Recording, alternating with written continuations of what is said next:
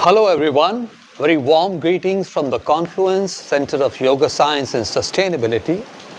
So today we will be talking about the role that yoga and meditation plays in management. In the listings of various programs that we conduct at the Confluence, there are a few programs related to developing managerial skills and also developing strategic leadership. First, we must broadly understand what management means. Years back, one of the professors from the IIM Ahmedabad shared with me a very simple definition of management. He said, management is all about decision making. And it's so true, because that is what a manager and a leader does. We do learn various functions of management like finance and accounting, human resource, marketing, business development, operations, and so on and so forth. At the end of the day, a manager, a leader has to finally step out and come up with some kind of a decision. And that's where we understand the need for developing the required mental skills and decision-making skills. When it comes to understanding what is yoga, yoga needs to be understood in totality if we really want to derive any benefit out of it. And for that, it would be appropriate for us to refer to what Patanjali, the codifier of yoga science, has said about yoga. So, right in the second sutra of Yoga Sutras, Patanjali is directly addressing yoga and relating that to the mental aspect of human beings. Let's try to understand this. As human beings, we have the physical body, we have the breath, we have the senses which we utilize to function in this external world. But all our functioning emerges from the mind, the human mind, and its various faculties. The goal of yoga, of course, is to go beyond the mind. But as we start to walk on the path of yoga, we develop the required mental skills which are so essential. Now, it is important for us to then understand the mind and the various functions or faculties of the mind. So the inner instrument that Patanjali talks about, the inner instrument is the mind itself, and the various faculties of the mind that Patanjali talks about, let's briefly have a look at them. In Sanskrit, it is called Antahakaran, the inner functioning, the inner instrument. It has four faculties, and if we look at them very practically, it's a beautiful way to describe the various functions of the mind, and that is where we learn how yoga and meditation as methodologies can directly address the functioning of the mind. The first aspect, he says, is the manas of the inner instrument. Manas is basically just collecting data from the external world through the senses, and it doesn't have the decision-making capability. So it just collects the information, and then, of course, that aspect wonders what should be done about it. The second aspect that Patanjali talks about is the chitta. Chitta is the storehouse of memories. So since our birth, we have been taking in inputs through our five senses, and slowly we form impressions, ideas, and various kind of conditionings take place through these five senses, feeding data into our mind and storing it in the chitta, the storehouse of memories.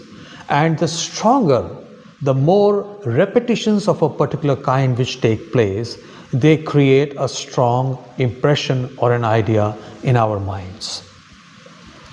Mostly, a human being would take inputs from the senses into the manas, and the manas will refer to the storehouse of memories to generally come out with a decision or about recognizing something or so on and so forth. The third aspect that Patanjali talks about is the ahamkara or the I maker. Often loosely we translate in English as the ego, and typically it is considered to be carrying a negative connotation. But ego is simply, ahamkara is about all that creates a sense of who I am. And as human beings, we would all agree that the set of inputs that we have in our mind, in our storehouse of memories, we consider them all to be making up what we are as a personality. But the fourth important aspect that Patanjali talks about is the intellect or the buddhi. That intellect which helps us actually being able to take a decision or being able to discriminate between what may be appropriate and what may not be appropriate.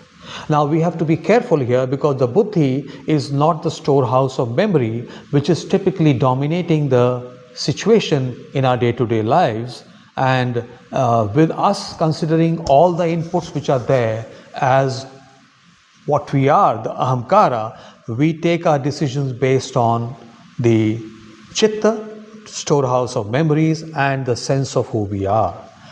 But through the practice of yoga and meditation, the buddhi, the intellect, can be refined over a period of time, and that helps in developing the intuitive capabilities and being able to see through just the storehouse of memory.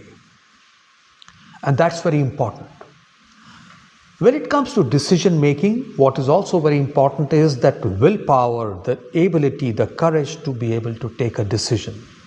And yoga science as a whole, it demands certain amount of a discipline from the aspirant. And that discipline is what brings that willpower. So if you look at the Antahakaran in totality, if we develop it well, then it works like a beautiful, wonderful tool in our hands, and we are able to take better decisions. We have spoken about a good breath earlier, but just to kind of repeat that our bodies and our minds, emotions, they are all linked together by the bridge, what we call the breath.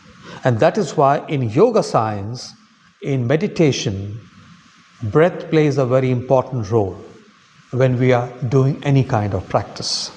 So this gives us a general understanding how yoga science will help in training our minds to become more effective managers or leaders.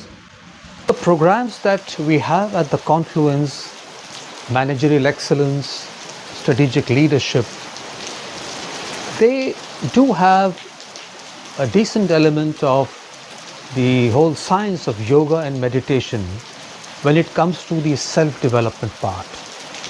So what we cover is the core management topics, but we also address the core instrument which actually helps us in analyzing better, seeing through things and taking better decisions.